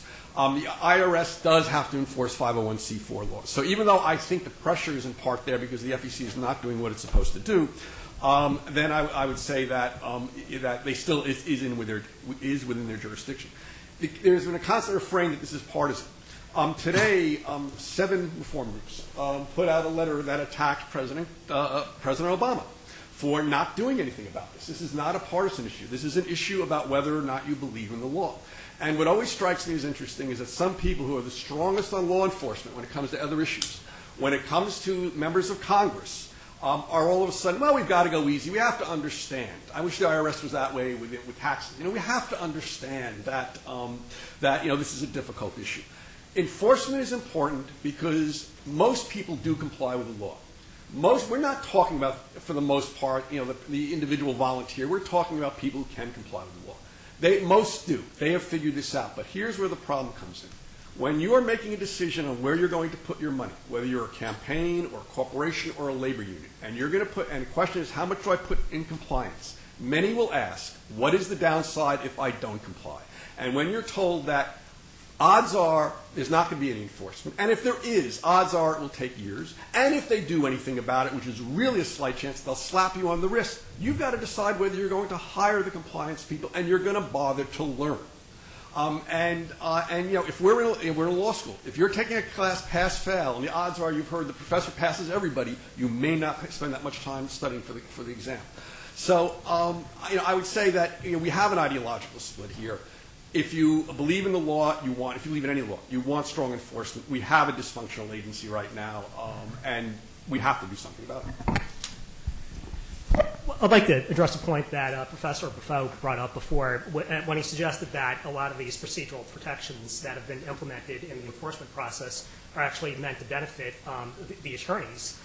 This is an issue that I grappled with when I was at the FEC for 4 years. I mean, I do intend to practice in this area of the law for the rest of my career. And so there's this constant conundrum. I mean, should I act in my self-interest to make these regulations that I'm working on as complicated as possible so that when I go out in private practice, nobody will understand what these regulations mean except for me, right? But I didn't do that, and I don't think that's really what's driving a lot of these issues at the agency. I genuinely believe, given my druthers, I would put myself out of the job. And I've advocated numerous times in public, in op-eds, for simplifying the campaign finance laws. I genuinely agree with the Supreme Court in their Citizens United decision when they said that citizens should not have to be forced to hire a campaign finance attorney when they want to engage in politics. I genuinely believe that. And so I think a lot of these these issues that are causing these ideological 3-to-3 splits at the commission are actually attempts on the part of the more libertarian-minded commissioners to simplify the regulations, to simplify the processes, so that the average citizen gets a fair shake when they participate in politics, and they don't have to worry about the FEC breathing down their necks and imposing thousands of dollars on fines on them simply because there are these traps for the unwary that they weren't aware of, that there were these complicated complicated regulations, complex FEC reporting forms that nobody could understand. And like I said before, I genuinely believe that there are a lot of areas of the regulations, a lot of areas of the law, a lot of areas of the reporting forms that are virtually set up to guarantee noncompliance. I'll just say we should not mistake substantive disagreements over what the law is or where it should go for procedural problems, and should not try to escape the serious debate over these substantive issues by suggesting that it's all just a matter of getting the procedure right. As I said earlier, I'll reiterate, I think the FEC is about the worst designed agency you could imagine for this function, except for any other design that I've heard of over the many years I've followed this and the various proposals that have come about for reform. So that would be my bottom line. These are very difficult substantive issues. Are there tweaks that could be made at the FEC? Sure. Could, would it help maybe to, would it be good to fill that empty seat? Sure. But again, I think we should not mistake these kind of substantive issues for procedural problems. I put it a little differently. I don't think it should be divided between those who believe in the law and those who don't, because again, there are genuine disagreements about what the law is, and people who have divergent legal views fervently declare what the law is, which is contrary to what the courts have said it is. And the commission is a body that ought to be enforcing the law as it is. It's got to fill in a lot of it, and that's where obviously they've hit some loggerheads. But it's really important that it be a functioning agency, and that something like this, a form like this, is useful in addressing, I think, what it is as a very practical matter. And I think again, it's really the culture at the commission clearly has gone awry. I don't know what it'll take to solve it, except different commissioners or some different commissioners. But that really is what ought to be attended to, and I think a lot of things could improve. I think the FEC is not the problem, but a symptom of the problem, or maybe yet another arena in which this problem is being fought out, which is the deep disagreement we have. You hear it on this panel, you see it in Congress, you see it in the Supreme Court, you see it in lower courts, you see it in the think tanks about what our campaign finance law should look like. And I think that's what we're seeing. And I think if things are worse at the FEC, it's because I think there's a greater chasm between the different groups and a greater polarization about these issues than there has been in the past. It's also the issues are complicated, especially as increasingly they are focused on the role of independent groups. But I think there may be some things that can be done to improve the function of the FEC, but I think at bottom, this is really yet another phase of the deep disagreement about what our campaign finance law should look like. To sort of follow that thought just a tiny bit, I mean, after the law was put in a position that it is now, which is unlimited, non-coordinated spending by any kind of entity, almost, we were sort of now in the posture where somebody with a ton of money can go into a member's office on the Hill and say, if you don't vote the way I want you to vote, I'm going to spend $100 million. No, make that $200 million to defeat you. And I don't think that's a violation of law right now. But there's still a very critical issue of disclosure, the so-called dark money issue, for lack of a better phrase. That's what it's called. And so I think that is sort of the big issue that we currently have to deal with, given the current state of the law. And so then you come back to, well, how important is that? How important is it to do something about that? And I agree with Brad. Bad government is just, not where you want to go. And I think if government decisions are getting made based on that kind of political spending, and you end up with tanks being purchased that nobody in the government even wants, things like that, you're going to have a kind of a bad government system. So I think the disclosure is important because at least people would be able to know who really is behind that. And there really is an art. I mean, we know as practicing lawyers there are ways to set up groups that set up groups that set up groups, and the money is hard to trace. And that is sort of a problem in terms of being able to get at what's left to sort of help people understand so that they can appreciate whether or not their government is good or not.